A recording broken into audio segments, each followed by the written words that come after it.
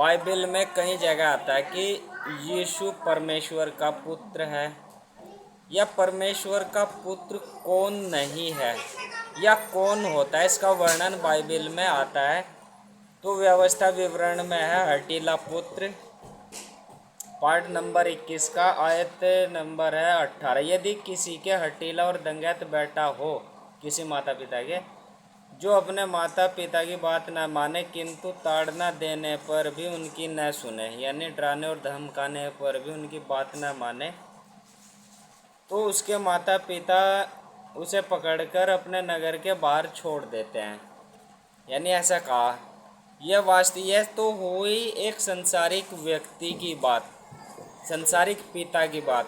यानी संसारिक पिता का यदि बच्चा है और वह उसकी बात नहीं मानता है तो वह भी उसे जो है नकारा घोषित कर देता है और उसे अपने गांव से बाहर छोड़ देता है। लेकिन जो परमेश्वर का पुत्र है या परमेश्वर के जो पुत्र नहीं है उनके लिए परमेश्वर क्या करता है, वह व्यवस्था विवरण में आया है पार्ट नंबर 32 मूसा का गीत आयत नंबर 4 में देखिए कि परमेश्वर का पुत्र कौन होता है। मैं तो यहोवा के नाम का प्रचार करूँगा, तुम अपने परमेश्वर की महिमा को मानो।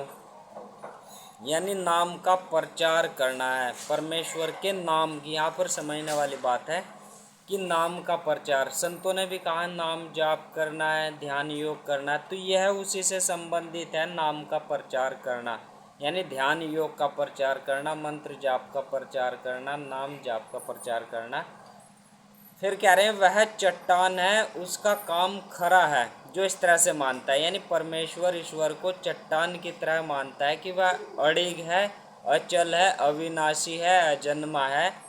वह उसका जो काम है वह खरा है और उसकी सारी गति न्याय की है। यानी वहाँ पर कोई भी अन्याय नहीं होता है, न्याय की गति होते हैं, वहाँ पक्ष और विपक्ष नहीं होता, इसलिए न्याय होता है। यानी जैसा व्यक्ति अच्छे कार्य करेगा तो अच्छा फल मिलेगा, गलत कार्य करेगा तो उसे गलत फल मिलेगा। वह सच्चा ईश्वर है और कुटिलता नहीं है, वह धर्मी है और सीधा है। परंतु इसी जाति के लोग टेढ़े और तिरछे हैं, ये बिगड़ गए हैं जो परमेश्वर को इस तरह से नहीं मानते हैं। उनको बाइबल में कहा वे टेढ़े व तिरछे हैं और वह ये उसके पुत्र नहीं है, यह उनका परमेश्वर का कलंक है।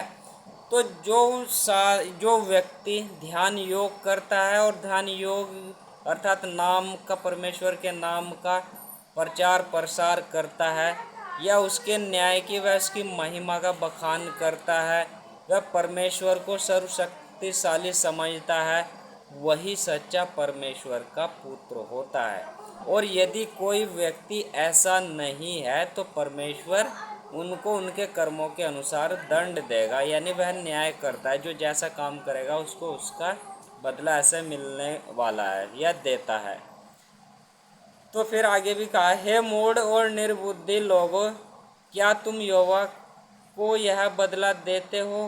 क्या वह तेरा पिता नहीं है जिसने तुझको मोल लिया है और उसने तुझको बनाया और स्थिर भी किया है? यानी संसार में तुमको लाया है, यानी वो अपनी उत्पत्ति के रहस्य को समझिए कि तुम्हें स्थिर भी किया है और एक निश्चित जीवन शैली भी दी है नाम के प्रचार प्रसार करने की। तो यहाँ पर बस यही समझना है कि हम लोग परमेश्वर के पुत्र बने, उसका कलंक ना बने। यानी ईश्वर के पुत्र बने, ईश्वर का कलंक ना बने। ईश्वर की जो आज्ञाएं हैं, जो उसका प्रसार करना है, ध्यान योग का, नाम जप का, उसको करें। फिर इसी में ही आयत नंबर 9 में लिखा है, क्योंकि यहोवा का अंश उसकी प्रजा है। जैसे हिंदू धर्म में कहा जाता है कि आत्मा जो है उस परमात्मा का अंश होती है, यहाँ पर भी कहा कि यहोवा का अंश उसकी प्रजा है। यानी यहोवा यानी परमेश्वर का अंश उसकी प्रजा है सभी में। तो वही सेम बात कही गई है, जो हिंदू धर्म में कही है, यहोवा का अंश उसकी प्रजा है, या ये कह लीजिए कि आत्मा परमात्मा का अंश है। तो हम लोग सही अर्थों में परमेश्वर के पुत्र बने, उसका कलंक न बने। सतनाम सत्संग।